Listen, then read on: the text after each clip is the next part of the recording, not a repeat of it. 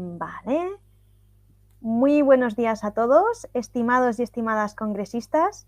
Es para mí un placer saludaros nuevamente una vez más en esta última ponencia del 2 de julio de la 6ª jornada de formación en Ciencia Sanitaria Internacional Online.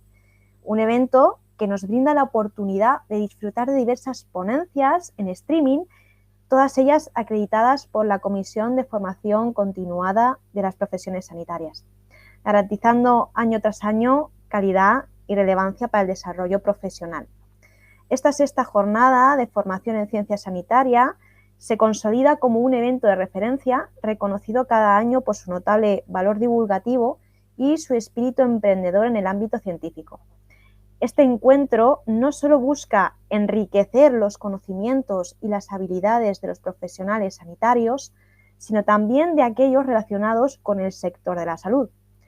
A través de estas jornadas buscamos promover el desarrollo de valores fundamentales como es la colaboración, la innovación, la excelencia en el ejercicio de todas las disciplinas sanitarias, de manera que todos vosotros, congresistas que estáis aquí reunidos, tengáis la oportunidad de explorar nuevas perspectivas y metodologías, fomentando siempre el emprendimiento disciplinar y el trabajo en equipo. Es nuestra convicción que este tipo de iniciativas son esenciales para el progreso y la mejora continua de la atención sanitaria, siempre con el objetivo de ofrecer un servicio de calidad y humanizado a la población. Y para finalizar este evento, tenemos ya la última ponencia del día, que contamos con la doctora Virginia Alhambra Díaz, destacada odontóloga cirujana oral, odontoestomatóloga de atención primaria en el SESCAM. Durante su ponencia, Virginia nos va a hablar sobre el manejo multidisciplinar del paciente con carcinoma escamoso infiltrante moderadamente diferenciado de grado 2 en el CIA epidermoide en atención primaria, crucial para asegurar un diagnóstico temprano, tratamiento coordinado y seguimiento continuo, mejorando así todas las tasas de supervivencia y calidad de vida del paciente. Bueno, Virginia, buenos días. Buenos días, buenas tardes, ¿qué tal? Bueno, ya buenas tardes. Un placer tenerte por aquí, de verdad. Muchísimas gracias. Muchísimas gracias por dejarme participar otro año más con vosotros. Muy bien, pues si quieres puedes ir preparando la presentación, sí que lo puedes ir poniendo en pantalla completa y yo mientras voy recordando a los congresistas. Os recuerdo que para conseguir vuestras correspondientes acreditaciones es preciso que visualicéis todas las ponencias que se van a llevar a cabo durante el día de hoy, ¿vale? Tras lo cual, muy importante, os saldrá la opción de rellenar una encuesta. Es muy importante, no solo que visualicéis todas las ponencias, sino que además rellenéis dicha encuesta para que recibáis vuestros correspondientes certificados, ¿de acuerdo? Y asimismo también os animo a que aprovechéis la oportunidad, que participéis con todos vuestros comentarios y preguntas a través de nuestro chat y, por supuesto, estaremos recopilando todas vuestras dudas para comentarlas al final de la ponencia. Y dicho esto ya, Virginia, cuando quieras. Perfecto.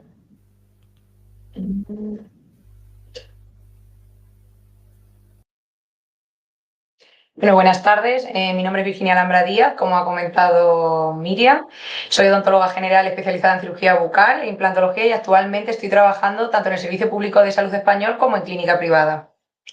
Como todos los años, me encantaría poder agradecer a los organizadores y coordinadores de este excelentísimo Congreso Internacional Online de Ciencia Sanitaria que hayan contado con mi colaboración como ponente en este maravilloso encuentro entre profesionales de diversas ramas sanitarias y en el cual en esta edición espero poder acercar un poco más el mundo de la odontología a otros profesionales para así poder establecer un vínculo de colaboración fructífero.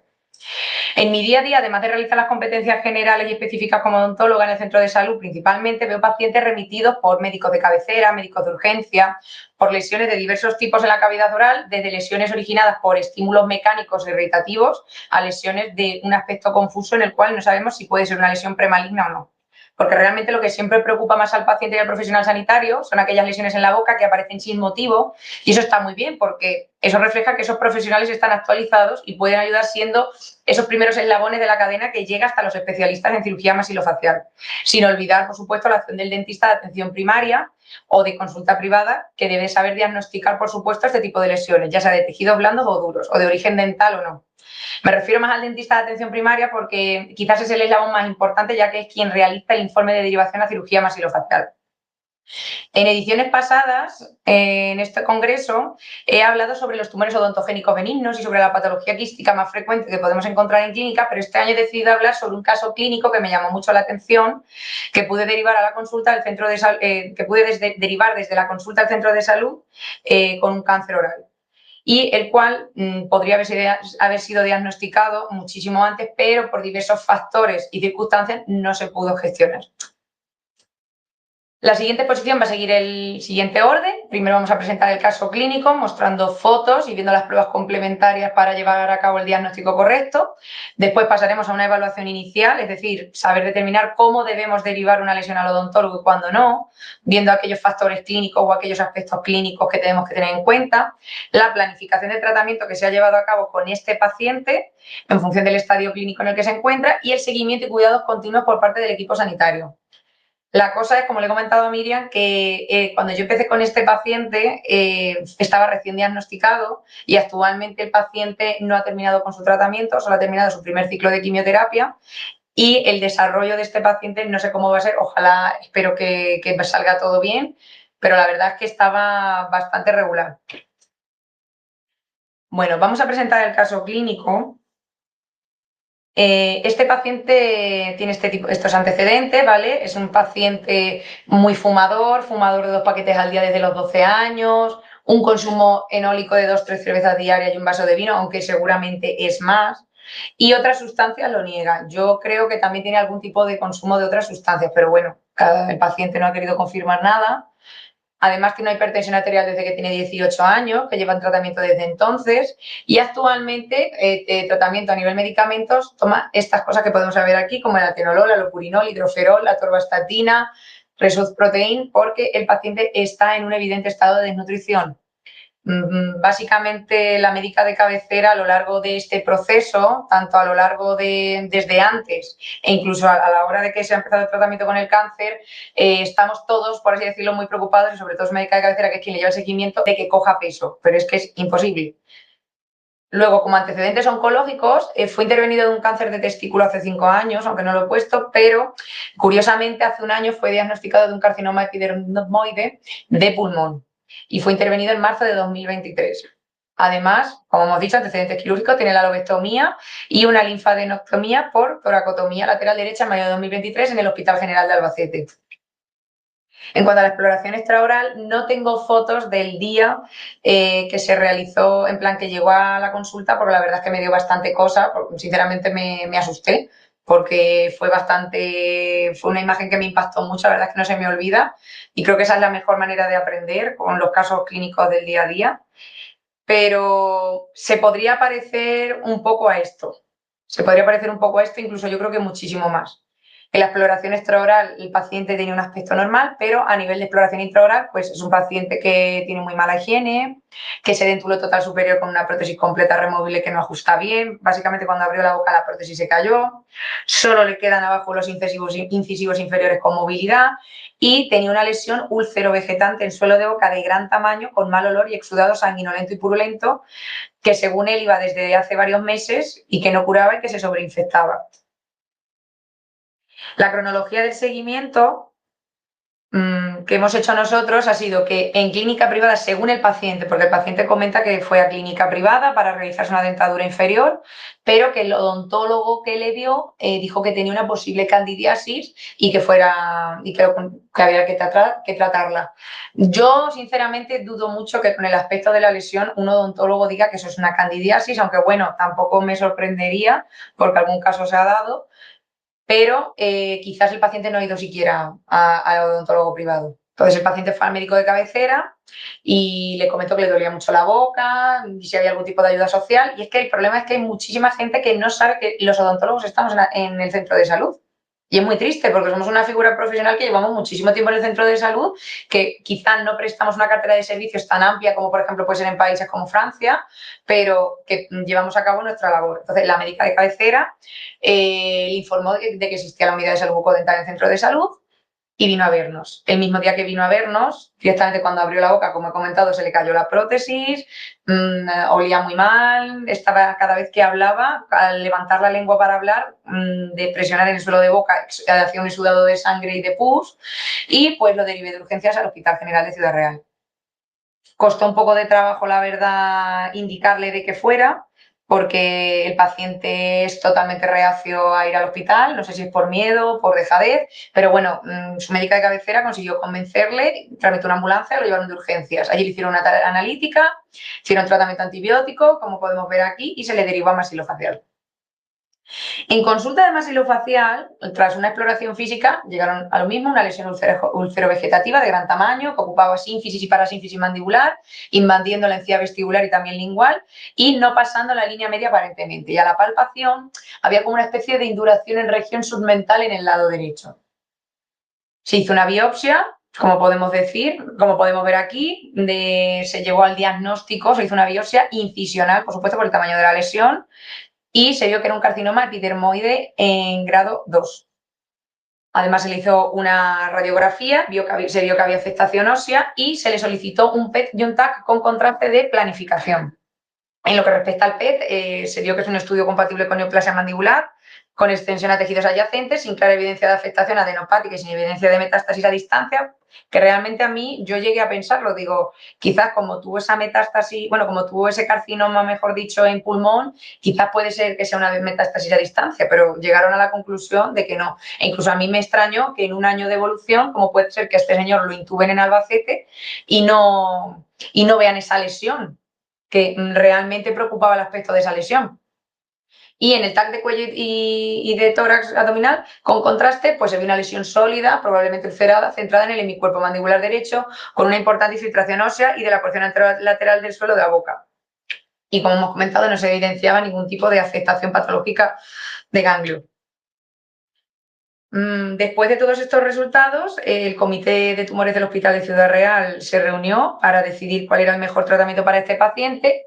Y claro, lo que nos pasa aquí es que el estado sistémico del paciente en lo que respecta a la desnutrición que tiene no era viable operarle, porque lo suyo hubiese sido realizar una cirugía para quitar este tipo de carcinoma, pero es que el paciente pesa 40 kilos por su estilo de vida, por cómo quiere vivir su vida él, entonces pesa 40 kilos y obviamente este tipo de tratamiento no le iba a ayudar. Entonces decidieron someter al paciente a tratamiento de quimioterapia y radioterapia, intentar que gane peso y en función de la evolución intervenirle o no. Estas son las fotos de la lesión tras la radioterapia y el inicio de la quimioterapia. O sea, está muchísimo mejor, pero muchísimo mejor que cuando el paciente vino el primer día. Pasamos al siguiente punto, que principalmente es mi propósito de esta exposición, este punto, y es la evaluación inicial y el diagnóstico. Mi propósito con este trabajo es evitar que se den este tipo de situaciones en los centros de salud, es decir, que los compañeros médicos, ya sean de familia, de urgencia o enfermeros, pues puedan saber a través de conceptos básicos cuándo se debe derivar a un paciente a la unidad de salud bucodental. Normalmente el cáncer oral es muy complicado de diagnosticar si no se tiene, por así decirlo, el ojo hecho. E incluso hay veces que obviamente yo las fotos que voy a poner en el trabajo son fotos de cánceres evidentes, pero hay veces que ese cáncer tan pequeño empieza con una lesión pequeñísima en una zona complicadísima de la boca de explorar. Entonces, normalmente es complicado de diagnosticar si no se tiene el ojo hecho, pero hay que saber identificar ciertos síntomas, ya que en condiciones normales el cáncer no suele doler, a no ser que se sobreinfecte, afecta a nivel del sistema nervioso doliendo o haciendo que se dé una pérdida de sensibilidad tipo parestesia o que haya un aumento de tamaño considerable que afecta a la simetría facial. Como por ejemplo, tengo otro caso clínico que quizá sería interesante de cara al congreso del año que viene, de un cáncer de parótida, donde el paciente no se quiere intervenir. El carcinoma escamoso de la cavidad oral representa un desafío considerable para los profesionales de la salud por su prevalencia, su diagnóstico tardío y las consecuencias tan devastadoras que tiene tanto físicas como psicosociales en los pacientes. Globalmente, el cáncer oral se encuentra entre los 10 cánceres más comunes del mundo y tiene una tasa de incidencia y mortalidad que varían significativamente entre distintas geografías, grupos étnicos y hábitos de vida. Es muy curioso que en algunos países como la India pues hay una alta prevalencia de cáncer oral porque tienden a mascar continuamente un tipo de nuez específica de allí que les da energía y que ayuda a la virilidad. Por ejemplo, en España no hacemos eso. Globalmente, como hemos dicho, a nivel de lo que respecta al carcinoma de suelo de boca, es una localización que suele ser muy frecuente y se suele dar sobre todo en la edad de entre 50 y 70 años, sobre todo en hombres, aunque la incidencia en mujeres está aumentando en los últimos años. Ahora, posteriormente voy a comentar la etiología de este tipo de cáncer, ¿vale? Pero normalmente se está igualando la incidencia de mujeres por el tema de los hábitos tabáquicos. Es decir, anteriormente las mujeres no fumaban tanto, ahora las mujeres están fumando más, entonces se están igualando las incidencias. Es muy importante comentar que en pacientes menores de 30 años es excepcional, ¿vale? Sin embargo, hay un incremento en la aparición en mujeres jóvenes y el problema es ese, cuando aparece este tipo de cáncer, cuando no hay un hábito, no se puede relacionar con el hábito del tabaco, es bastante peligroso, ¿vale? Porque entonces es más agresivo. El carcinoma escamoso infiltrante de suelo de boca se clasifica morfológicamente según el grado de diferenciación de las células tumorales, aunque vamos a profundizar más sobre esto a lo largo de la presentación. También cabe comentar que, a pesar de que el cáncer oral es uno de los 10 cánceres más frecuentes normalmente, el 90% de los cánceres orales son de tipo escamoso. Por ejemplo, este cáncer es un carcinoma escamoso. El suelo de la boca es una localización anatómica que representa una detección tardía de lesiones debido a la visibilidad limitada durante los exámenes de rutina. Normalmente no solemos explorar. Yo es verdad que cada vez que viene una persona de determinada edad, cuando hago las primeras revisiones o hago las primeras citas, tanto en clínica privada como en clínica pública, tanto en el centro de salud, yo siempre cojo una gasita y les muevo la lengua para un lado o para otro, porque nunca sabes lo que te puedes encontrar. Por supuesto, cuando informas a los pacientes, hay pacientes que se lo toman muy en serio y hay pacientes que les da igual, porque yo también he tenido pacientes que se le diagnostica una lesión oral potencialmente maligna en suelo de boca porque fuman un montón y me da mucha pena decirlo, pero directamente es que se ríen de ti, te hacen caso y no van a maxilofacial y ya ese paciente tú lo pierdes de por vida por mucho que insistas.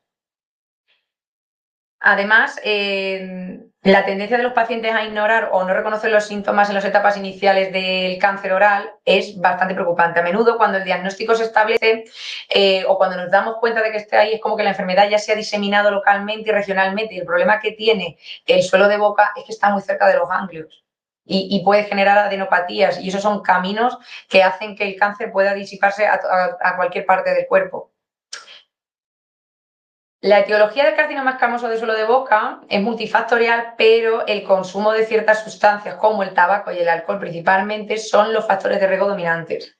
La infección con ciertas cepas de papilomavirus ha emergido como un factor de riesgo significativo, pero particularmente en pacientes sin los factores de riesgo clásicos. La presentación clínica de los carcinomas de suelo de boca puede ir desde una lesión ulcerativa hasta una masa esofítica y en relación a los factores implicados a la etiología de este tipo de carcinoma se ha comprobado que el tabaco se le da tanta importancia como en el carcinoma de pulmón, laringe o vejiga. Como hemos dicho anteriormente, este paciente ha tenido un carcinoma de pulmón, con lo cual vemos que aquí el factor de riesgo número 1 implicado es el tabaco, tanto para el cáncer de pulmón como para el cáncer de boca. Aproximadamente el 85% de los pacientes con este tipo de carcinoma son grandes fumadores, más de 2 paquetes de cigarrillos al día. Este paciente fuma 2 paquetes de cigarros al día desde que tiene 12 años y el riesgo aumenta a medida que la cantidad que se consume es mayor. Los lugares de la cavidad oral que muestran una asociación significativa con el consumo de tabaco son la lengua, en la zona posterolateral y el suelo de la boca, que es exactamente el tipo de cáncer y el tipo de localización que tiene este paciente. Las partículas no carcinógenas del tabaco, pero que con el oxígeno hace que se provoque una combustión, transforman esas sustancias no carcinógenas en carcinógenos y eso provoca cambios en el ADN. También parece ser que influye la forma en cómo se consume el tabaco. No es lo mismo fumar tabaco en puro, en pipa, que masticar tabaco o dejarlo depositado en el suelo de la boca, como suelen hacer algunos pacientes, que eso es lo que aumenta mayormente el riesgo.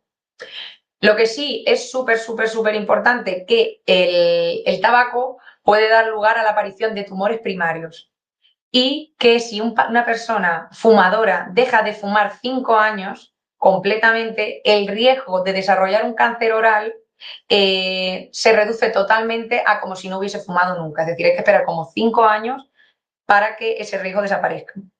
En lo que respecta al alcohol, se ha comprobado que el consumo de alcohol, con independencia del tabaco, aumenta el riesgo del cáncer oral.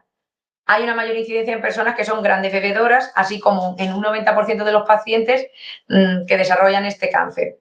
¿Qué problema hay? Que las personas que normalmente beben suelen fumar. Es muy raro que una persona solo beba o que solo fume. Suelen hacer las dos cosas a la vez. Entonces, esta asociación de tabaco-alcohol en un mismo paciente da lugar a que se dé el 80% de todos los tumores de la boca y la faringe. En lo que respecta a virus, cada vez hay más evidencias que relacionan al virus del papiloma humano como posible factor etiológico. Y mediante técnicas de PCR se han observado que los tipos más frecuentes hallados son el tipo 16 y el 18. Algunos autores hallan cifras tan elevadas como el 42% del virus del papiloma humano, siendo el tipo 16 detectado en el 66% de los virus de papiloma humano positivos, mientras que otros tienen cifras más bajas. En lo que respecta a los oncogenes o genes supresores tumorales, es un tema muy interesante, pero es bastante extenso y no vamos a desarrollarlo en esta ponencia. Y otros factores que también coinciden en este caso clínico es la higiene oral y el estado de los dientes. Se ha observado que los pacientes con cáncer oral tienen muy mala higiene oral, tienen los dientes en muy mal estado y una importante periodontitis, y también se ha citado el beneficio de una dieta rica en antioxidantes como prevención frente al cáncer, porque se ha observado que hay una baja ingesta de frutas y verduras en pacientes con cáncer oral. En este caso, este paciente está desnutrido, no lleva una alimentación adecuada, tiene muy mal estado de la salud bucodental, posiblemente antes de perder todos los dientes han sido dientes periodontales y no se ha cuidado nunca. En lo que respecta al cuadro clínico, que a mí me parece muy interesante esto, ¿vale? Obviamente todas las fotos que vamos a poner, como he comentado antes, son casos extremos.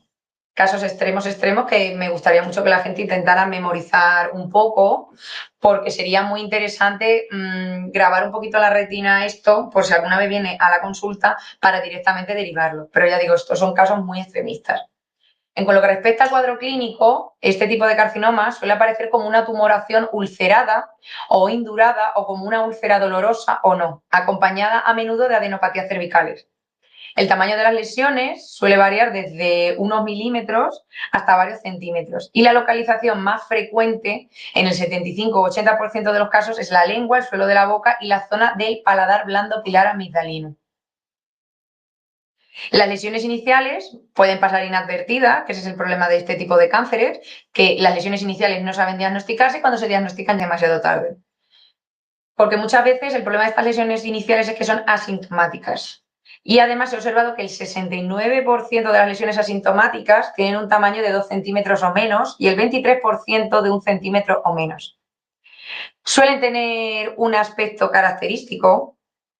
Esto es muy, muy, muy importante porque estas lesiones que vamos a describir ahora mismo, como por ejemplo la eritroplasia en la mucosa yugal que tenemos en la foto, estas lesiones quizás no podrían considerarse cáncer directamente, pero sí lesiones orales potencialmente malignas, que es decir, que tienen un alto porcentaje de evolución a malignidad. Por eso es tan importante diagnosticarlas. Pueden ser de un color rojo característico, muy, muy, muy rojo, como es la eritroplasia. Esta eritroplasia se puede acompañar de lesiones de color blanco, que se denominarían eritroleucoplasias, y luego en algunas ocasiones pueden tener un aspecto blanco, como puede ser la leucoplasia. Suele haber bastante, yo la verdad es que he diagnosticado más leucoplasias que eritroplasias. Eritroplasias la verdad es que todavía no he diagnosticado ninguno en consulta, pero leucoplasias, hay más leucoplasias de lo que nosotros nos creemos, pero no las encontramos porque no se llevan a cabo los exámenes adecuados para poder diagnosticarla. En algunas ocasiones se dan estos cambios en el aspecto y en la textura de la palpación que nos hacen sospechar que la lesión sea maligna. En caso de lesiones avanzadas, ya tenemos otras presentaciones clínicas. Puede ser de manera exofítica, es decir, tiene una tumoración de crecimiento hacia afuera, aparecen como masas sobrelevadas de amplia base y superficie nodular, y a la palpación se percibe la infiltración en los bordes y en las bases. Puede aparecer de manera ulcerada, que es la forma más frecuente de presentación y es la típica úlcera neoplásica de forma irregular, profunda, de bordes evertidos, de fondo sucio, de consistencia dura y de infiltración en profundidad. Y luego se pueden dar las dos situaciones, que sea una combinación de crecimiento exofítico con úlcera. En lesiones de mayor tamaño Por supuesto, cuando hay una mayor infiltración, suele variar desde una molestia hasta dolor de oído, hemorragia, movilidad de dientes, halitosis. En el caso de nuestro paciente, cuando abrió la boca, al paciente le dolía mucho, sangraba, tenía movilidad de los dos dientes abajo, había halitosis y bueno, y la supuración, como he comentado anteriormente. El objetivo prioritario es poder llegar a hacer el diagnóstico precoz del desarrollo del cáncer de la cavidad oral. Y el mejor cáncer de cavidad oral que hay es aquel que no se ha instaurado todavía. Y en ese sentido, cuando nosotros tratamos adecuadamente esas lesiones orales potencialmente malignas y actuamos adecuadamente ante ellas, estamos previniendo ese desarrollo de cáncer de alguna manera o estamos promoviendo ese diagnóstico precoz de cáncer. Lógicamente, también interesa saber cómo se manifiesta un carcinoma precoz, para que cuando nosotros veamos un cáncer incipiente sepamos diagnosticarlo, sospechar de él, bien sea sobre una lesión oral potencialmente maligna o no, porque a veces el carcinoma no aparece en una lesión oral potencialmente maligna. A lo mejor esa lesión, en el caso de que no haya que intervenirla, la dejamos para evolución y no sufre transformación ninguna. Por ejemplo, en el caso de las leucoplasias, aquellas leucoplasias que están relacionadas con el tabaco, siempre se recomienda que si se deja para evolución de la lesión, se recomienda al paciente que deje de fumar directamente y a los 3 meses se vuelve a ver al paciente y muchas veces suele desaparecer. El problema es que la gente no quiere dejar de fumar. Entonces, porque la gente no se toma con la importancia que debe este tipo de situaciones y de que esa lesión, si sigue así, en 10 años es un cáncer oral.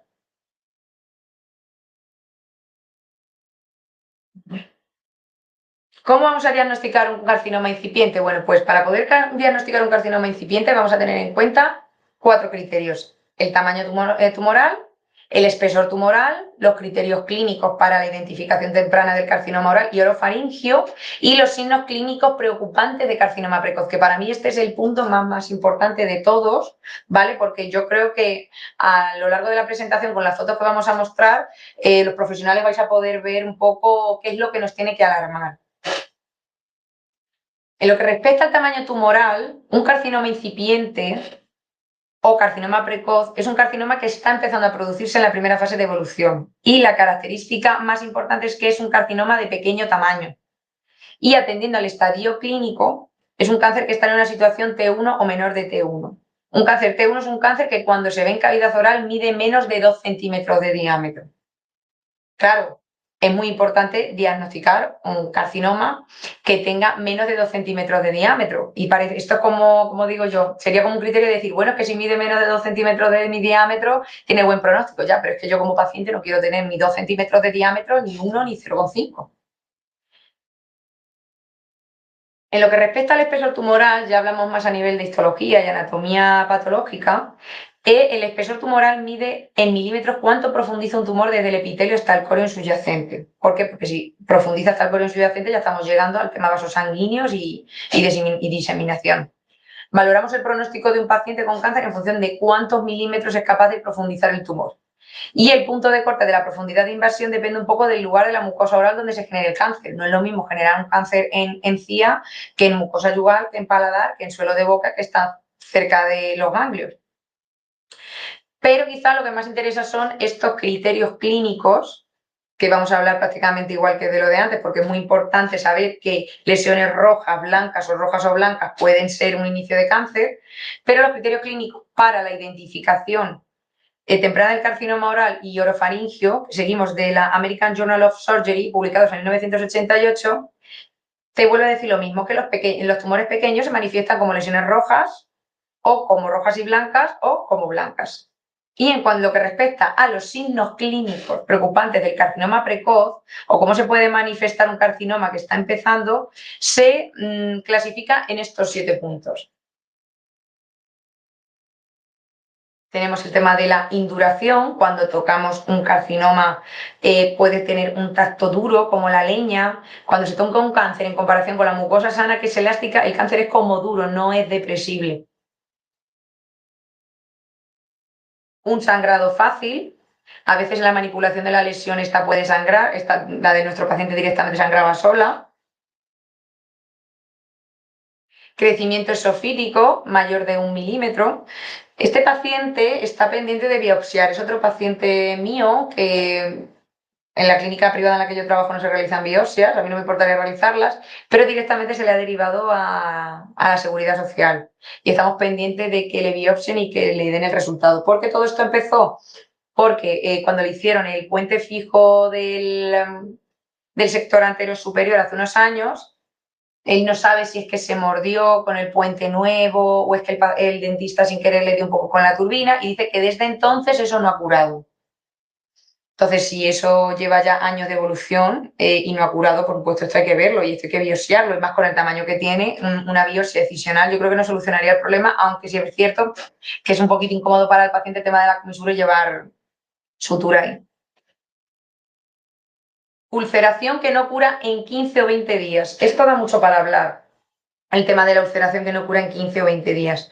Porque hay veces que en boca van a aparecer lesiones tipo úlceras que no curan, pero es que las úlceras no curan porque hay algún tipo de factor irritante o traumático que está generando un trauma crónico en ese lugar y no nos estamos dando cuenta. Obviamente, si aparece una ulceración que no cura en 15 o 20 días y no tenemos cómo atribuirle un motivo de que se esté generando, ya sí nos tenemos que preocupar. El problema es que muchas veces hay algunas personas que tienen mal estado de salud bucodental, que tienen dientes fracturados, y el problema que hay es que muchas veces esos bordes cortantes de esos dientes generan un roce crónico, sobre todo en mucosa yugal o en lengua, que generan úlceras y suelen ser preocupantes. Además, también eso puede pasar con una prótesis que esté mal pulida o típico que nos mordemos todo el rato en el mismo sitio, aunque generalmente cuando es un traumatismo crónico tipo mordisco suele generarse otro tipo de lesión benigna que sería un fibroma y no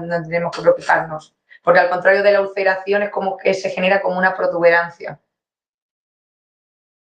Por lo tanto, hay que saber muy bien identificar cuál es el motivo de que está generando esa ulceración y si después de, por ejemplo, quitar unos dientes fracturados o de pulir unos bordes cortantes o de pulir bien la prótesis o de quitar una parafunción, si la ulceración sigue y no cura, entonces ya tenemos que preocuparnos. Cambios en la textura, es decir, se pasa la yema de un dedo índice o corazón, por la superficie del carcinoma y a veces se nota como un tacto ligeramente áspero, o sea, se podría comparar como si fuese una lija, aunque a lo mejor no es igual, pero se podría comparar con una lija. Para terminar, la granulación, el aspecto de granulación es cuando la superficie del tumor tiene un aspecto de pequeños gránulos blanquecinos, unos de una forma y otros de otra. Es decir, pero tampoco podemos ponernos a decir que todo es cáncer, porque hay determinadas estructuras naturales de la cavidad oral, como son los gránulos de Fordyce, que normalmente solemos tener en el labio y a nivel de la mucosa yugal, de las mejillas por dentro, hay gente que las tiene más desarrolladas que otras, y no porque tengamos esa granulación tenemos que asustarnos. Entonces hay que saber también muy bien identificar qué es normal y qué no es normal. Y en lo que respecta a la neuritis oncológica, pues es el tema del dolor. Es el tema del dolor. Como siempre se dice, el cáncer no duele. Lo que duele es cuando afecta a las estructuras vecinas de vasos sanguíneos y de nervios. Por lo tanto, si hacemos un repaso de estos 6 criterios, mejor dicho, 7 criterios para una evaluación de un carcinoma que puede estar instaurándose, vemos que en nuestro caso clínico los cumple todos. Tiene induración, además en la palpación que se le hizo en masilofacial tiene una induración bajo la mandíbula, sangraba fácil cada vez que el paciente hablaba, sangraba, tenía un crecimiento esofísico mayor de 1 milímetro y de varios milímetros. Luego era una ulceración que no cura en 15 o 20 días, seguro que llevaba meses con esto así y él no se daba cuenta. Cambios en la textura, por supuesto, granulación muchísima y neuritis oncológica, por supuesto, porque además es que el paciente lo primero que me dijo fue: necesito que me mandes antibiótico, me quiero quitar los dientes que me quedan abajo porque me quiero hacer una prótesis completa, pero es que me duele, tengo infección. En lo que respecta a la planificación del tratamiento, vamos a llevar a cabo 4 eslabones. Son las pruebas diagnósticas, que serían los aspectos anatomopatológicos, en los estadios clínicos, el tratamiento y las complicaciones del tratamiento. El manejo del carcinoma escamoso de suelo de boca es complejo, claro, requiere un enfoque multidisciplinario que incorpore cirugía, radioterapia, quimioterapia o una combinación de estas, basadas en el estadio del tumor y el estado general del paciente. Las estrategias de tratamiento continúan evolucionando con un enfoque emergente en la función y la calidad de vida post-tratamiento, en un esfuerzo por reducir esa morbilidad asociada con el tratamiento sin comprometer el control del cáncer.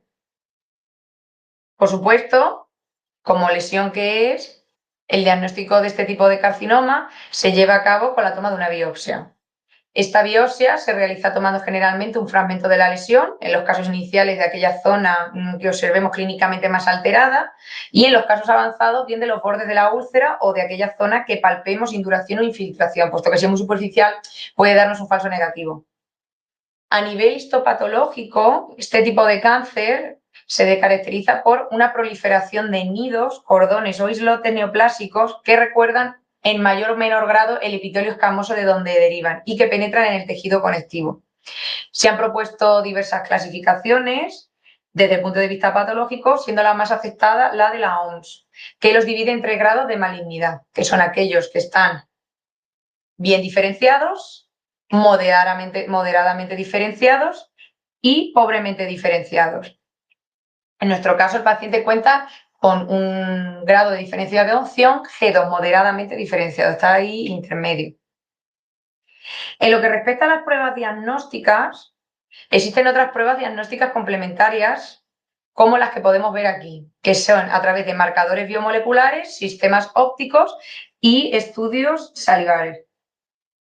En lo que respecta a los marcadores biomoleculares, vemos que los factores con mayor valor predictivo son la expresión de la proteína P23, polisomía cromosómica del ADN ploide, pérdida de la heterocigosidad en los brazos de los cromosomas 3P o 9P y marcadores de proliferación celular, como podemos ver de Ki67 antígeno y apoptosis VAX.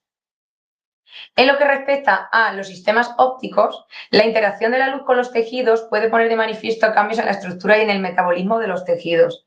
Obviamente, este tipo de pruebas, en cuanto a los marcadores, quizás sea más a nivel de anatomopatólogo, pero yo creo que es muy interesante saber con qué técnicas contamos para hacer el diagnóstico de este tipo de pruebas a nivel anatomopatológico. Como hemos dicho, la interacción de la luz con los tejidos puede poner de manifiesto cambios en la estructura y en el metabolismo de los tejidos y describiremos algunos de ellos. El empleo del ácido acético diluido en enjuagues y su observación como luz quimioluminiscente, como VC Light, que detecta cambios en lesiones iniciales de los tejidos. También se pueden detectar lesiones iniciales con fluorescencia. Todos los tejidos tienden a emitir una fluorescencia que puede ser captada por nosotros mediante aparatología adecuada, así como, por ejemplo, técnicas fotográficas para registrarlos. Sin embargo, la mayoría tiene poca sensibilidad y especificidad y hay estudios preliminares utilizando la visualización directa a través del Bell Scope. Luego estaría la fluorescencia espectroscópica inducida por láser, la espectroscopía de la dispersión elástica, espectroscopía de Raman, imágenes fotoacústicas, fluorescencia de fotones, ortogonal, polarización espectral, puntos cuánticos, tomografía de coherencia óptica y espectrometría trimodal. Otras técnicas pues, son Doppler OCT, resonancia magnética nuclear por espectroscopia, cromoendoscopia, imagen de banda estrecha, técnicas de inmunofotodiagnóstico, etc. En lo que respecta a los estudios salivales, pues quizá nosotros tenemos más a mano el tema de llevar a cabo técnicas como la citología exfoliativa bucal. Las muestras de citología exfoliativa se pueden emplear para detectar alteraciones genéticas en el epitelio oral de pacientes con riesgo elevado de desarrollar un cáncer y para detectar alteraciones microsatélites en este tipo de carcinomas. Luego también tenemos el tema de los promotores de hipermetilización de P16 o 6-metilguanil de NA-metiltransferasa y proteínquinasas asociadas a muerte. Se han identificado en la saliva de estos cánceres. Y luego también tenemos el tema de las interleuquinas, como la 8, que se ha detectado en mayores cantidades en la saliva de los pacientes con cáncer. Y los niveles en saliva de CD44, que fueron mayores en los pacientes con cáncer que en los controles. Es decir, tenemos una gran variedad de pruebas diagnósticas, pero por supuesto, desde el centro de salud nosotros solo podemos optar al tema de las biopsias o en este tipo de casos yo creo que es mucho mejor que este tipo de biopsias incisionales en casos tan complicados se lleven a cabo directamente en cirugía maxilofacial, que son los espectros. En lo que respecta a los estadios clínicos, nos vamos para el seguimiento clínico y terapéutico de los pacientes, se utiliza la clasificación de American Joint Committee y Union International contra Cáncer para describir la extensión anatómica de la enfermedad. Y esta se basa en 3 parámetros. Esto es muy importante porque esto nos va a dar lugar a que nos diga en qué estadio se encuentra el paciente y qué tipo de tratamiento es el mejor para él, aunque obviamente hay variaciones en función del estado sistémico de él. En lo que respecta a los parámetros, tenemos el tamaño tumoral, T, presencia de ganglios linfáticos regionales a la palpación, N, o presencia o no de metástasis a distancia. En lo que respecta al tamaño tumoral, podemos ver que existe desde TX, que no puede evaluarse el tumor primario, hasta el T4B, tumor que afecta al espacio masticador. En este caso, yo tenía la duda, la verdad, de que el paciente, ¿dónde se introduciría? ¿En qué tamaño tumoral estaría? Porque, claro, el paciente, ahora más tarde vamos a ver en las siguientes diapositivas el tamaño de la masa, ¿vale? Según las pruebas diagnósticas que tenía, y contaba con 45 milímetros. Entonces, si es un tumor mayor de 4 centímetros de diámetro, pero también afecta a hueso cortical, seno maxilar o piel de la cara, porque, claro, en la ortopantomoradiografía que hemos visto hay afectación de hueso. Entonces, yo, aunque he subrayado estos 3, T2, T3, T4A, para mí el paciente está en un T4A, aunque ahora después vamos a ver dónde lo han localizado los especialistas. En cuanto a la presencia de ganglios linfáticos regionales a la palpación, no hay metástasis a ganglios linfáticos regionales, como hemos dicho anteriormente. Y en lo que respecta a presencia o no de metástasis a distancia, no hay metástasis a distancia. Con lo cual, vamos a encontrarnos con los siguientes, que estos parámetros van a dar lugar a 4 estadios clínicos. Como podemos ver, los 2 primeros, los estadios 1 y 2, se consideran iniciales, ya que en ellos no hay metástasis ganglionares y el tamaño es menor de 4 centímetros en general, y se ha observado que tienen un buen pronóstico con una tasa de supervivencia elevada, mientras que los estadios 3 y 4 son avanzados, disminuyendo en gran medida el porcentaje de supervivencia global. Los ganglios linfáticos más afectados son los submaxilares y los de la cadena cervical superficial profunda. En este caso, el paciente no tiene afectación, y las metástasis a distancia por vía sanguínea se localizan con más frecuencia en pulmón, hígado y huesos. En lo que respecta al tratamiento, si hemos visto estos parámetros y hemos visto los estadios, vamos a ver que en el caso de nuestro paciente, tras llevar a cabo una biopsia y vemos que tiene un grado de diferenciación G2 y las pruebas que hemos realizado y la evolución del paciente, tenemos diferentes opciones terapéuticas. En lo que respecta a la biopsia, en este caso, como hemos comentado anteriormente, es muy importante también decir que el tratamiento de este tipo de cáncer de la cavidad oral es multidisciplinario, por supuesto, porque participan diferentes especialistas formando comités clínicos, los cuales planifican de forma protocolarizada esta neoplasia. Pero además de la confirmación con el estudio anatomopatológico del tipo de diferenciación del tumor, es conveniente solicitar una resonancia magnética para ver la extensión de la lesión y afectación de las estructuras vecinas y valorar si se observan ganglios linfáticos que clínicamente no se hayan palpado. Aunque la cirugía y la radioterapia son los 2 métodos más empleados en algunos casos, sobre todo en los avanzados, pues se emplea la quimioterapia sola o asociada a radioterapia, porque dan muy buenos resultados ambas, con las nuevas pautas de actuación. En los estadios iniciales del tratamiento de elección, principalmente es quirúrgico, eliminándose el tumor con márgenes de seguridad y acompañándose o no con vaciamiento cervical. ¿Qué pasa? Que en este caso hemos llevado a cabo una biopsia incisional. Aquí muestro 2 imágenes que utilicé para la ponencia de biopsias en el Congreso de Cirugía Menor, de cómo se realizarían las biopsias en este caso y la profundidad que debería de coger para que no tengamos falsos negativos. Y como sería una biopsia excisional. En este caso, como la lesión es tan grande, es imposible que hagamos una biopsia excisional de este tipo de lesión. Simplemente habría que hacer la intervención quirúrgica entera. En lo que respecta a la resonancia magnética para ver la extensión de la lesión y afectación ganglionar, tenemos aquí los 2 informes, ¿vale? De las 2 resonancias magnéticas que se le hicieron. La primera, que fue realizada en febrero y comparándola con la que se realizó cuando fue intervenido del pulmón, se vio que en las imágenes obtenidas había una masa hipermetabólica en mi mandíbula que se extiende a partes blandas adyacentes, lengua ipsilateral, que alcanza línea media mandibular de aproximadamente 45 milímetros, Y en relación con la neoplasia conocida, dicha masa no se evidenciaba en el estudio previo de febrero de 2023, entonces esto confirma de que yo al principio pensaba que quizás ya se estaba instaurando, pero esto ya confirma de que no estaba. Y que hay pequeñas formaciones ganglionares con leve detectabilidad metabólica en región cervical ipsilateral nivel 2, así como una en nivel 2 contralateral de carácter inespecífico.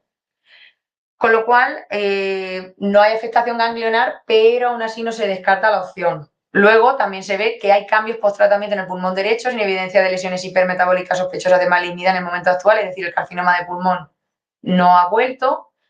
Y la conclusión que se saca es que el estudio es compatible con una neoplasia mandibular con extensiones a tejidos adyacentes, sin clara evidencia de afectación adenopática y sin evidencia de metástasis a distancia.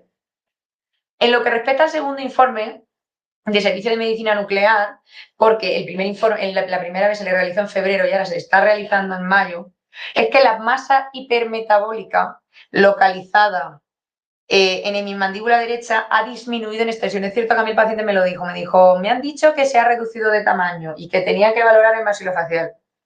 Y también ha disminuido en intensidad de captación. No hay adenopatías hipermetabólicas laterocervicales tampoco y la conclusión es que ha habido una respuesta parcial de la masa localizada en mi mandíbula derecha, nódulo subpleural en el pulmón y a valorar evolutivamente. La conclusión de esto es, por supuesto, nos alegramos muchísimo de que el paciente vaya bien, todo va fenomenal, pero la cosa es que yo estoy segura que el paciente ni ha dejado de fumar, ni ha dejado de beber, ni tiene una dieta adecuada. No tiene ningún tipo de dieta adecuada, porque además el paciente cada 2 por 3 yo le llamo para revisarlo y para verle y su médica de cabecera sigue con la insistencia de que se tome los batidos para engordar, los famosos batidos que se le suele dar a los pacientes en estado paliativo. Pero bueno, es que él ya las tomaba antes de empezar con este proceso. Por lo tanto, deducimos por el tipo de muestra, esta biopsia por incisión de mucosa oral, que se reciben 2 fragmentos irregulares con estas medidas y se tiene el diagnóstico principal de carcinoma epidermoide de grado 2 moderadamente diferenciado y ya aquí sacamos el tema de los estadios clínicos. Es decir, podemos ver que el paciente tiene un T4A, que como hemos dicho anteriormente es que ya tiene afectación, yo tenía la duda entre 3 y 4, pero tiene afectación ósea. Luego, a nivel de ganglionar, no tiene o no estamos totalmente seguros, pero no se aprecian y no hay metástasis. Es decir, nos encontramos ante un estadio avanzado de carcinoma epidermoide, es decir, el paciente está en un estadio avanzado. ¿Qué opciones tenemos con este paciente? Pues de momento, como he comentado al principio de la exposición, la opción correcta hubiese sido una cirugía y radioterapia porque es un estado avanzado, pero como no es viable porque el paciente está desnutrido, ahora mismo estamos optando por la quimioterapia sola o combinada con radioterapia. ¿Por qué pongo tratamiento finalizado? A ver, pongo tratamiento finalizado y como he dicho anteriormente, lo correcto sería que se hubiese llevado a cabo este tratamiento quirúrgico y combinarlo con la radioterapia. El problema que tenemos es que a la radioterapia está funcionando muy bien, pero la quimioterapia también, pero no sé por qué estuve hablando con la enfermera y me comentó que le habían quitado el reservorio y solo ha dado un ciclo de quimioterapia, cuando lo normal es que den 3. Entonces no entiendo muy bien si es que la cosa va muy bien o va muy mal. En el caso de que fuese muy bien, que es lo que esperamos que sea, el paciente va a tener ciertas complicaciones de tratamiento muy típicas. Lo que respecta a la radioterapia, como todos sabemos, se puede aplicar de forma local, la braquiterapia o externa, cobaltoterapia. No sé qué tipo de radioterapia le habrán dado, yo creo que es la braquiterapia. Y la primera, en este tipo de radioterapia se aplican agujas de iridio en el lugar de la lesión, mientras que en la segunda se administran radiaciones que van desde los 45 a los 70 Gray, aplicándose en la zona de la neoplasia y en las cadenas cervicales de forma exclusiva a 60-80 Gray o por cirugía 50-60 Gray. La radioterapia intersticial o braquiterapia, que es la que yo considero que es la que le han dado, destruye más a las células tumorales y a las normales debido a que se coloca directamente en el tejido y produce emisión de energía continua y no hay lapso de tiempo que permita recuperarse a las células normales. Por eso hay un alto riesgo de aparición de osteoradionecrosis, sobre todo en los casos de este tipo de carcinoma de suelo de boca o lengua, donde las agujas se colocan muy próximas al hueso cortical mandibular. En lo que respecta a la quimioterapia, se utiliza generalmente como tratamiento paliativo, aunque los protocolos actuales combinados con la radioterapia de dosis de 60-70 dan buenos resultados como tratamiento curativo. Se emplean el 5-fluoracilo y el ciplastino, fundamentalmente administrándose generalmente 3 ciclos. Como he comentado, al paciente solo le han dado un ciclo. Esta es la lesión completamente cerrada y completamente curada, por lo menos aparentemente a nivel intraoral, que yo me he encontrado después de terminar este primer ciclo de quimioterapia. A mí, la verdad, sinceramente, aunque suene exagerado, a mí me parece alucinante que algo conforme estaba en febrero, cuando yo le diagnostiqué hace 2 semanas que lo vi, se haya curado a ese grado. El problema es que esos dientes periodontales que vemos con tanta placa y algún resto radicular que estaban flotando y con movilidad, no sé en qué momento se le van a poder extraer al paciente, porque debido a la medicación a la que está siendo sometido, a la radioterapia y a la quimioterapia, va a haber bastantes complicaciones a la hora de poder extraerlo y que eso cure y sobre todo poder rehabilitarlo. En cuanto al seguimiento y los cuidados continuos por parte del equipo sanitario, aunque como he comentado anteriormente, esto es multidisciplinario, ahora mismo no se puede hacer mucho. A mí, sinceramente, me da mucha pena que este tipo de pacientes, por así decirlo, estén tan marginados, no porque no se le dé una atención sanitaria correcta, ni mucho menos, porque en medicina a todo el mundo se le atiende por igual, independientemente de cómo sea, pero es verdad que este tipo de pacientes están como más olvidados, ¿no? Estos pacientes que quizás beben más, fuman más, consumen cosas que no tienen que consumir, además están operados de un cáncer de pulmón, siguen fumando, siguen bebiendo, es como que la vida les da una segunda oportunidad, pero ellos no le quieren dar una segunda oportunidad a la suerte. Entonces, en lo que respecta a medicina, estamos haciendo los controles entre su médica, su enfermera y yo. La médica está muy centrada en el tema de que gane peso para que pueda ser intervenido. Su enfermera ha estado pendiente del tema del reservorio de la quimioterapia y se lo retiraron. Y yo desde odontología, quizá lo que puedo hacer, además de llevar un control, es estar pendiente de las complicaciones del tratamiento, porque esas radiaciones ionizantes, como los fármacos empleados en la quimioterapia, se aplican a dosis que destruyen las células cancerosas, pero también dan cambios en los tejidos normales circundantes. Es decir, que los efectos que se dan de forma global por ambas terapias se pueden resumir en agudos si se dan durante e inmediatamente después del tratamiento y tardíos que aparecen con posterioridad y suelen ser crónicos y duraderos, que esos son los peores. Se pueden resumir en 6 apartados, que normalmente sería la mucositis. La mucositis, quizá, yo creo que el día que vino a que le hiciera la foto, que ha sido la primera foto que he puesto inicialmente, tenía un poquito de mucositis, y es que como a consecuencia de las células basales del epitelio, por la imposibilidad para su división o regeneración, se da como un daño en el tejido, y el grado de intensidad depende de la dosis de radiación y del fármaco que administremos. Normalmente será como un eritema de la mucosa, más o menos generalizado, que es como aparecía en la foto que hemos enseñado, acompañado de erosiones y ulceraciones y placas blancas formadas de fibrina y células muertas. Y bueno, el dolor depende del grado de extensión, y a veces es tan intenso que impide la correcta alimentación. Normalmente, para aliviar esta mucositis se le administran preparados para hacer enjuagues que llevan lidocaína, clorhexidina y nistatina. Es cierto que el paciente ni se ha quejado de dolor, ni nada de nada de nada. O sea, el paciente es durísimo. El paciente es durísimo. De todos modos, como yo le voy haciendo controles normalmente, pues en el caso de que necesitara cualquier tipo de algo para aliviar esa mucositis, pues se le mandaría. El problema también de esto es que este tipo de tratamiento da lugar a serostomía, es decir, que se produce una afectación de las células ascinares, se da una atrofia y una necrosis, y se puede predecir que la exposición bilateral de las glándulas salivales mayores a la radioterapia da una serostomía. La intensidad depende de la cantidad de tejido incluido en el campo de radiación y de las dosis administradas. Y la función se recupera al cabo de 6 meses si la dosis es menor de 3.000 o 3.500. Yo creo que en este caso el paciente no va a tener este tipo de problema de serostomía. Quizá más tarde, más adelante sí, pero yo cuando lo he visto tiene un flujo de saliva normal. Como consecuencia también las salivas espesas pierden la capacidad neutralizante y la microbiota se hace más patógena y se favorece la aparición de caries. Bueno, en el caso de nuestro paciente no creo yo que vaya a tener caries porque no tiene dientes directamente, y se aconseja beber mucha agua y hacer una profilaxis de caries. Es decir, no lo digo solamente por este paciente, pero en el caso de aquellos pacientes que empiezan a recibir este tipo de tratamiento, es muy importante por parte del dentista informar correctamente a los pacientes. Es decir, que tengan una buena higiene dental, que se le hagan preparados de flúor, que quizás se le manden unas pastas de dientes concretas, unos enjuagues concretos, hacer más revisiones, intentar estimular que se produzca saliva, como por ejemplo estimular con sealogogos, como la pilocarpina, dosis de 5 miligramos 3 veces al día. También podemos encontrar alteraciones del gusto. Los pacientes pueden tener una pérdida parcial o completa durante el tratamiento, pero se va recuperando a largo plazo en 2 o 4 meses. Y a veces cuando la disgeusia permanece se debe en parte a la serostomía presente, es decir, eso también le pasa a las personas mayores y no necesariamente tienen cáncer ni están siendo sometidas a radioterapia. Con la edad la producción de saliva se reduce y la comida ya no sabe igual, porque ya no se puede hacer el proceso de digestión correcto.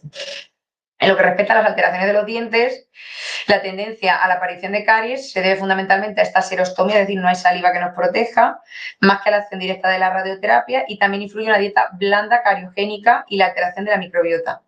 Es típico localizar caries en las superficies vestibulares y linguales del diente, más a nivel caries de cuello, y tiene una progresión rápida. ¿Con esto qué quiero decir? O sea, si normalmente los pacientes, como hemos dicho anteriormente, con cáncer oral suelen ser personas con un mal estado de la salud bucodental, que no se higienizan, que suelen tener enfermedad periodontal, luego son totalmente déntulos o parcialmente déntulos. Además, sumamos que no suelen ir al odontólogo. Pues, y además le faltan pocos dientes, no se pueden alimentar bien porque le faltan dientes, tienden a comer cosas blandas. Las cosas blandas normalmente hoy en día suelen tener mucho azúcar, el pan de molde. Pues es como todo, como una bola grande, grande, grande, grande, grande, grande que se va haciendo, y esa dejadez del paciente por no cuidarse hace que cuando lleguen ya sea demasiado tarde diagnosticarlos. Si a esto le sumamos que nuestro paciente, de nuestro caso clínico, tiene una prótesis completa superior que no ajusta bien y no tiene dientes abajo, y además, por los hábitos que tiene, no lleva una alimentación adecuada y tiene hábitos alcohólicos, es que es imposible que gane peso. Es que es imposible. Es que ya va hasta en su forma de ser que no gane peso, pero porque es que su salud bucodental le condiciona a no ganar peso, y si a esto le sumas todas estas alteraciones que se dan por los tratamientos que le estamos dando, es que ese paciente no quiere comer. Si el paciente ya de antes comía poco, es que esta situación le está generando que el paciente no quiera comer. Además, podemos ver también que se puede dar necrosis de los tejidos blandos, que se produce una úlcera en la zona donde se somete a la irradiación, y dependiendo de la dosis, el tiempo de exposición, el volumen de tejido irradiado y si se emplea o no braquiterapia, pues se va a dar lugar a una aparición como un trauma sobre la mucosa. Es decir, es muy importante plantear el diagnóstico diferencial con una recurrencia del tumor primario, y en ocasiones puede ser necesario la toma de una biopsia, aunque si es una necrosis hay riesgo de que aumente el tamaño de la úlcera. Es decir, hay que saber diferenciar entre esa necrosis y entre si el tumor está creciendo o no. Luego, quizá lo más importante, ¿vale?, como consecuencia de este tipo de tratamientos es la osteoradionecrosis. Como su nombre indica, se produce una necrosis del hueso debido a la radiación, y por disminución de la vascularización y lesión de las células óseas se observa una exposición de hueso prolongada de más de 3 meses, que se acompaña de un dolor intenso y a veces de fístula, celulitis o fracturas patológicas. Puede aparecer espontáneamente, pero lo más frecuente es que sea debido a una extracción dentaria o a un traumatismo por prótesis. Por eso digo que el rehabilitar a este paciente, tener que extraer esos dientes, va a dar lugar a muchas complicaciones para él. Entonces, muchas veces no sabe si es mejor dejar eso ahí o quitarlo. En algunos casos se producen secuestros óseos que se eliminan permitiendo que la lesión cure espontáneamente, pero en otros casos se tiene que administrar antibióticos y antisépticos, como la clorexidina o como oxígeno hiperbárico. Sé que es un tema súper, súper, súper, súper extenso y súper complicado, con más frecuencia de lo que nosotros creemos en atención primaria. Como he dicho anteriormente, es que estos casos a clínica privada no llegan. Es que no llegan. Es una lástima, pero es que no llegan. Por eso a mí me gusta tantísimo trabajar en la seguridad social, porque yo creo que, aunque algunos tienen mal concepto de la seguridad social, es que es medicina bucal pura, odontología pura, y creo que se puede aprender mucho día a día trabajando a pesar de los horarios que se ponen y las agendas que se tienen. Lo que sí también es muy importante ver que los pacientes no colaboran. O sea, yo lo he comentado antes, pero a mí me da mucha pena que yo tuve una señora en una clínica en un pueblo donde yo trabajé, fumadora, Típico que yo me pongo a hacerle las revisiones porque tienen esa edad, de 50, 70 años, te pones a explorar, señora, tiene usted una leucoplasia, tiene usted una lesión oral potencialmente maligna y si esto usted no deja de fumar y no va a maxilofacial y le llevan un control, no, que en unos años esto puede ser cáncer oral y se puede morir. Y los pacientes se ríen. Y los pacientes se ríen. Y dices, pero ¿cómo te vas a reír? Que te vas a morir. O sea, te estoy diciendo yo con años de antelación que te vas a morir, pero prefieres seguir fumando y bebiendo, sobre todo fumando, que vivir. Y es que no tiene coherencia, pero de verdad es que hay pacientes que son súper poco colaboradores y mi pobre paciente, aunque es un encanto y el pobre mío, ya viene el pobre mío que venía el primer día con una coleta y venía con su barba y demás, y ahora viene el pobrecito mío con su gorra y con sus gafas de sol, que normalmente los odontólogos eso no lo vemos. En clínica privada eso no se ve, salvo que venga un paciente que ya viene en tratamiento de quimioterapia, pero que tú vayas viendo esa degradación del paciente que puede ver un médico en un hospital o que puede ver un oncólogo en un hospital, es que los odontólogos no estamos acostumbrados a ver eso. Entonces yo para mí eso es como que me duele en el alma, aunque al señor yo no lo conozca, aunque no lo conozca de nada, pero yo lo voy llamando para hacerle sus revisiones por si tiene serostomía, tiene mucositis o tiene algo, que el pobrecito mío veo que se va pagando poco a poco, aunque bueno, espero de que vamos a rezar para que el paciente tenga un cambio de actitud, que coja peso, que yo siempre le bromeo, digo, hay que ver que no engordas. No, no, estamos en ello, la médica y yo, estamos con los batidos. Pero es una lástima, entonces espero de que este paciente, ya que de por sí es durísimo por las situaciones que tiene, pueda salir adelante, pueda ser intervenido y sobre todo yo, para terminar la ponencia ya, a mí lo que más lástima me da es que este tipo de pacientes, no por parte de los médicos de atención primaria, que no se le tenga la consideración que se le tiene que tener a este tipo de pacientes por el tipo de paciente que es. Da igual que el paciente sea drogadicto, sea alcohólico o lo que sea, es que a los pacientes hay que explorarlos porque además ellos están en un estado de vulnerabilidad mucho mayor que cualquier tipo de persona porque están dejados, o sea, están abandonados. Y sobre todo en aquellos también pacientes que tienen algún tipo de enfermedad mental, hay algunas enfermedades mentales que hacen que se generen adicciones al tabaco, a la droga, al alcohol, y es que eso va intrínseco en las enfermedades. Entonces, además, súmale esto, por ejemplo, a un paciente de salud mental. Es que son susceptibles, es como decía la película del Joker de Joaquín Phoenix, de que dice, lo peor de tener una enfermedad mental es que la gente quiere que actúes como si no la tuvieras. O sea, entonces son muy vulnerables. Pues agradezco muchísimo la atención, espero que os haya gustado mucho la ponencia, siento que haya sido tan extensa porque son conceptos bastante complicados y bueno, espero que os haya gustado mucho y poder colaborar otro año más con otro caso clínico que venga al gabinete. Muchísimas gracias a ti, Virginia. La verdad es que coincido con todos nuestros compañeros. Un caso, la verdad, que decían, ¡guau! Menudo caso, es un caso muy peliagudo. Mm, Y comentaban por aquí, claro, la exposición muy interesante, la pena. Los pacientes no colaboran y a pesar de todo, pues creen que a lo mejor se van a curar de todas maneras. Pues, una pena que mm. porque no. Y comentaba también Estíbaliz, una suerte contar con profesionales en atención primaria que detecten este tipo de tumores. Una pena que parte de los pacientes no aprovechen esta oportunidad. Una presentación de un tema muy poco conocido. La verdad es que sí. Por hablar un poquito de las preguntas. Pregunta Isabel Rodríguez Vico. ¿Tener heridas o llagas que sanan sin dificultad pero que aparecen de manera llamativamente frecuente 1 o 3 veces al mes puede considerarse anormal o puede deberse a factores mecánicos por malformación en la dentadura, por ejemplo? No, es que bueno, eso es un tema muy interesante para el año que viene, ¿eh? Porque ¿Sí? hay cuadros de aftas y de úlceras que a veces incluso hasta son hereditarios, que es que las personas que están predispuestas a que les salgan. Y son súper Sí, sí, sí. dolorosas, porque además hay clasificaciones de menores, mayores, porque se presentan de una manera clínica, pero son recurrentes. Y sobre todo coincide en periodos donde la persona tiene una bajada de defensas. Yo he tenido casos de un niño que le sale porque a la mamá le sale. Claro, de verdad es Sí, sí, impresionante. sí, sí. Es impresionante. Pero no, Perfecto. no, no, no. Que si el problema es que la herida no desaparezca. El problema es que la herida no desaparezca. El problema es que la herida aparezca sin motivo y no se vaya. Y no se vaya. Pero si aparece y desaparece y cura, no tiene por qué pasar nada. Vale, perfecto. Nos pregunta también Luisa María Castro, en este caso, o imagino que también a lo mejor en algún otro tipo de caso similar, ¿estaría indicada la nutrición oral o tendría que pasar a nutrición parenteral?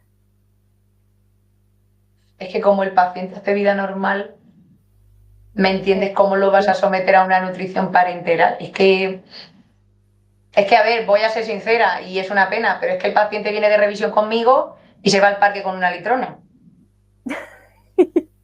Porque yo sí, lo sí, sí, veo. porque tú lo ¿Me ves. entiendes? Entonces no puedes obligarlo. Sí, claro, No puedes obligarlo. Si ya fuera una situación ultra extrema, pues quizá en el hospital. Pero como mucho es que recetarle sus batidos de la farmacia para que engorde y ya está. claro, claro. Pues si no hay ninguna pregunta más, Oye, comentan por muchísimas aquí. gracias por los comentarios. Estoy viendo muchas gracias, muchas gracias, muchas Sí, gracias. Me voy a ¿eh? poner colorada. Todo el Muchas mundo, gracias a vosotros a por todo el la mundo le ha ponencia, encantado que la os haya ponencia. gustado. Súper interesante. Bueno, yo decirte también que, Virginia, que muchísimas gracias por la ponencia, que es súper significativa. Creo que es un caso clínico, como he dicho antes, peliagudo y que, bueno, pone a cualquier profesional sanitario en una posición de extremo cuidado durante el proceso y el abordaje de la intervención, ¿no? Entonces, bueno, que es muy importante divulgar este tipo de casos clínicos porque al final es muy, muy poco escuchado y fomenta el conocimiento y la sensibilización entre los profesionales para mejorar todo este tipo de prácticas médicas. Así que en ese sentido, que muchísimas gracias por tu De compromiso nada, y por muchísimas gracias a compartir la ciencia vosotros. con nosotros. Muchísimas gracias. Bueno, que tengas muy Pues buen congreso. Y hasta el igualmente, si año no hay que ninguna... viene, hasta el año que ¡Hasta el viene, año si que Dios viene! quiere. Claro que sí, que ya sabes que esta es tu casa para lo que necesites, Virginia. Nosotros Muchas gracias, encantados de Miriam. contar contigo. Pues nada, Bueno, pues un saludo por para último ya, todos. eso es, Ujú. agradecerte a ti, agradecer también a los ponentes, a los congresistas que estáis aquí y nada, recordaros que ya terminamos por hoy las ponencias, pero mañana, día 3 de julio, nos podemos volver a ver con dos webinars muy interesantes que vamos a tener a eso de las 3:30. Vamos a tener uno a las 3:30 sobre enfermedades inflamatorias, nutrición y actividad física a propósito de un caso, que vamos a estar acompañados del doctor Ramón de Cangas Morán y el doctor José Ramón Bahamonte de Nava. Y luego a las 5:30 vamos a contar con el webinar sobre atención centrada en la persona, equipos multidisciplinarios para la humanización de la atención sanitaria en Nicaragua, con la colaboración de la doctora Karen Medina, el mayor doctor José Vladimir Altamirano Centeno y la capitana doctora María Esther Suárez García. Y con esto nos despedimos ya por hoy. Muchísimas gracias y que paséis buen día. Hasta luego.